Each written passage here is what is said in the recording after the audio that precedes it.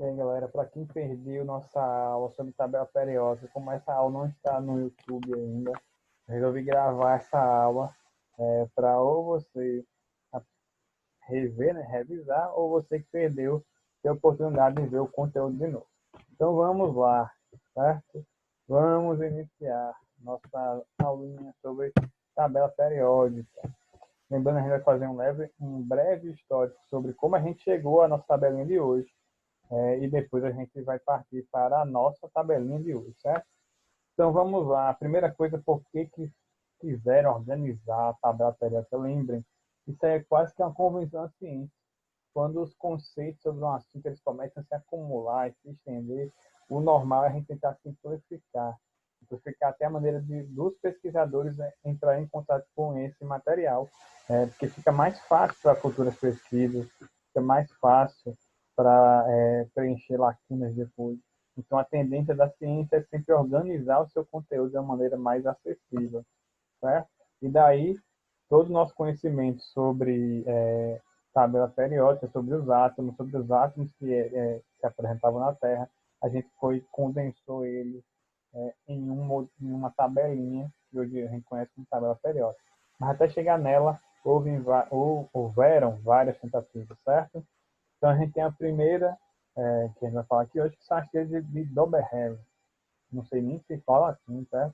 Provavelmente está errado. Ele era um químico alemão, Johann Wolfgang, e no início do século XIX, ele trouxe essa ideia, que era um agrupamento em ordem crescente de massa, e era um agrupamento de 3 em 3 átomos, certo? Por isso as tríades. Então você tinha, por exemplo, o lítio, sódio e potássio. Nosso primeiro quadrinho aqui embaixo. Lítio 7, sódio 23 e o potássio 29. Se você prestar atenção, o sódio é como se fosse uma média aritmética da soma do lítio com potássio. O lítio mais potássio, se a gente somar essas massas, vai dar 46, divide 46 por 3, sódio 23. Então, toda a tabelinha dele seguia isso. O elemento central seria o elemento da média aritmética. E ele organizou isso pela, usando a massa atômica, certo? Mais para frente a gente teve o parafuso telúrico de Chancourt. Chancourt era um geólogo francês, né? Alexandre-Émile d'Auguste Chancourt. Não sei também se eu falei certo. Enfim, esse geólogo francês, ele veio com a ideia de uma ordem crescente, certo? Então ele agrupava os átomos pela massa. E aí, da menor massa para a maior, usando esse modelo em espiral, como se fosse uma rosca que você coloca no prego, por exemplo, tá? E por isso subir em linha vertical. Também não foi muito rápido para frente, não. Logo depois a gente teve a lei das oitavas, que esse aí, o coitado do químico, ele até virou chacota no meio acadêmico, porque na verdade ele era um músico mesmo, músico inglês, né? E aí ele tentou agrupar os elementos, os 51 elementos que a gente conhecia na época, em uma ordem, como se fosse uma escala musical, né? Dó, ré, mi, fá, sol, lá, si, dó. Então, e como eu repeti o dó aqui, ele também repetia propriedades químicas no último elemento da organização. Então, ele agrupava de 8 em 8, certo? De 8 em 8 elementos, até agrupar todos os 51 elementos. Nesse caso, ele não foi muito levado a sério, infelizmente. Certo? Só que ele trouxe uma coisa boa. Foi ele que introduziu essa ideia de periodicidade, que com o tempo as propriedades eram repetidas na tabela periódica, que foi levado para frente pela essa tabelinha de Mendeleev e Mayer, certo? São dois químicos aqui que meio que vão pegar a tabela que um fez e que o outro fez e juntar em uma só. Essa última tabela vai respeitar a lei da periodicidade. Só que ainda, que nem todos os antecessores, ele considerava a massa atômica para ser o norte, para ser a orientação da sua tabela, certo? Então ele agrupava pelas massas atômicas, levando em consideração as propriedades físico-químicas, como ponto de fusão, ponto de ebulição, estado físico e por aí vai. E ele deixava lacunas na sua tabela para justamente os átomos que fossem descobertos no futuro fossem encaixados aí. Então ele já previa que outros átomos outros elementos químicos poderiam ser encontrados, certo? É daí que vem a lei da periodicidade, que vai dar a base da nossa tabela periódica atual. Essa tabela foi corrigida por esse inglês, né, Henry Moseley, que ele percebe que a chave para a gente agrupar os átomos, a gente ordenar esses átomos, não era a massa atômica. Como a gente já viu nas aulas anteriores, a massa atômica pode ser mudada. O que não pode ser alterada, o que geralmente você não encontra na natureza alterada, é a quantidade de prótons. São os prótons que determinam que elemento químico é aquele. A massa pode variar, que o número de nêutrons pode variar, certo? E é daí que vem a nossa tabelinha periódica. A nossa tabela periódica, ela é organizada pela quantidade de prótons, pelo número atômico, certo? Não pelo número de massa. E aí tem algumas coisinhas na nossa tabela periódica, que a gente vai começar aqui hoje, mas mais para frente a gente vai aprofundar mais ainda o que é que a gente consegue visualizar em uma tabela periódica. Ela meio que é uma facilitadora de vários conceitos químicos. Quando você olhar para a tabela periódica, várias coisas, vários conceitos e várias informações dos átomos vão estar intrínsecos ali naquela tabela periódica. Você não vai precisar recorrer a ler outro livro para saber o que é que aquele átomo pode ou não pode fazer. A tabela periódica vai dar a maioria das respostas, certo? Então, o elemento ele tem que ser representado basicamente com o seu símbolo, que lembrem, já falamos sobre isso, o símbolo vem da inicial do nome em latim desse elemento químico, tem que vir com o número atômico e tem que vir com a massa atômica. Pode vir com a distribuição eletrônica, certo? Mas o obrigatório são esses 3 pontos, vamos dizer assim. Nossa tabela periódica hoje tem uns 118 elementos, mas podem entrar novos elementos, não é obrigatório fechar nisso aí, certo? Se a gente descobre novos elementos, eles vão entrar na tabela periódica. Ela vai ser dividida em linhas horizontais, que a gente vai chamar de períodos, e de colunas verticais, que a gente vai chamar de grupos, certo?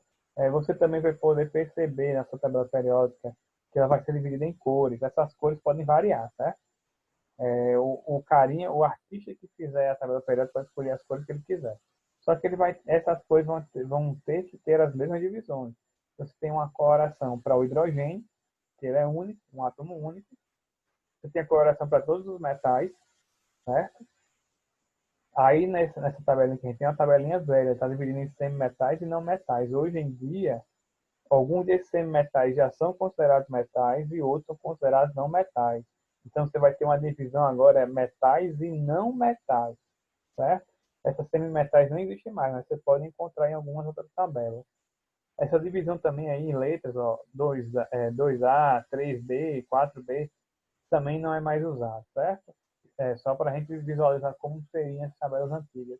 Agora, essa última coluna com gases nobres é correta. Essa coluna tem que estar com coloração diferente das outras, certo? Porque são elementos com propriedades muito parecidas. Então, o que, é que a gente tem que levar em consideração por enquanto? São os grupos e são os períodos, certo? Os grupos, lembre, são as colunas. Então, você vai ter grupos de 1 até o 18. Cada coluna dessa vai ter algumas propriedades próprias dela. E você vai ter as linhas do 1 ao 7, que vão ser os períodos. Então, a gente tem 7 períodos e 18 grupos. Professores, esses últimos dois períodos lá embaixo, eles são períodos actinóides e lantanoides. É só para não, foi meio que para organizar a tabela. Mas não se preocupe que a gente quase não vai usar eles por enquanto, certo? Então, o que é que cada um vai nos dizer? As linhas, os períodos vão corresponder à camada de valência. Então, por exemplo, quando você olha aqui para o primeiro período, então você vai ter aqui o primeiro período, a camada de valência de todos os elementos do primeiro período é a camada K, certo? Então ele só vai ter a eletrosfera até a camada K. Se eu pegar aqui, ó, o sexto período, a última camada de todos esses elementos que estão aqui nesse período, a última camada vai ser a camada P, certo? E assim por diante. E seguindo a ordem das camadas que a gente já viu. E os grupos vão nos dar propriedades, como, por exemplo, vão dar outras, certo? Mas, por enquanto, que vão servir para a gente. Eles vão nos dar a quantidade de elétrons. E aí tem uma coisinha. Vocês têm que lembrar, tem que lembrar não, né? Tem que observar uma coisa. O grupo 1 e o grupo 2, eles são grupos representativos.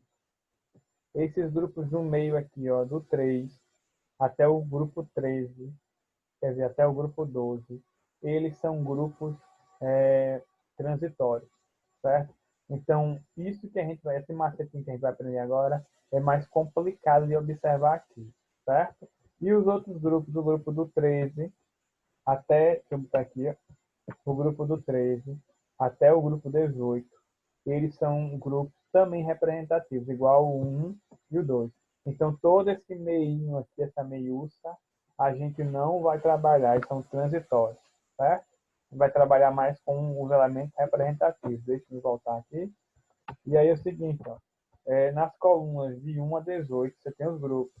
E aí, ó, do 1 ao 2, eles vão dar propriedades químicas e o número de elétrons na camada de valência. Então, quando a gente olhar para o grupo 1 e o grupo 2, grupo 1 ele tem um elétron na camada de valência, grupo 2 tem dois elétrons. Aí a gente pula lá para o 13. No grupo 13, você vai ter 3 elétrons na camada de valência, 4, e no grupo 14, 4, no grupo 15, 5, no grupo 16, 6, no grupo 17, 7, no grupo 18, 8, certo? É como se fosse uma ordenzinha numérica.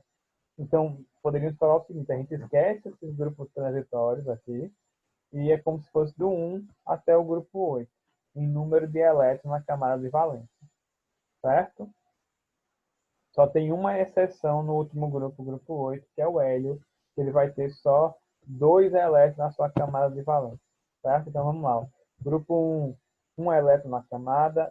Grupo 2, todo mundo aqui ó, nessa coluna vão ter 2 elétrons. Grupo 13, todo mundo aqui, 3 elétrons na camada de valência. 14, todo mundo com 4. No grupo 15, todo mundo com 5 elétrons na camada de valência. Grupo 16, 6 elétrons na camada de valência. Grupo 17, 17 quer dizer, 7 elétrons na camada de valência. E grupo 18, 8 elétrons na camada de valência, com exceção do hélio, certo? Então, a nossa aulinha de hoje era sobre isso. A gente fez esse capítulo, fez esse livro, e vamos fazer uma atividadezinha para a gente começar finalmente o livro 2, certo? Então, muito obrigado e até a próxima. Valeu.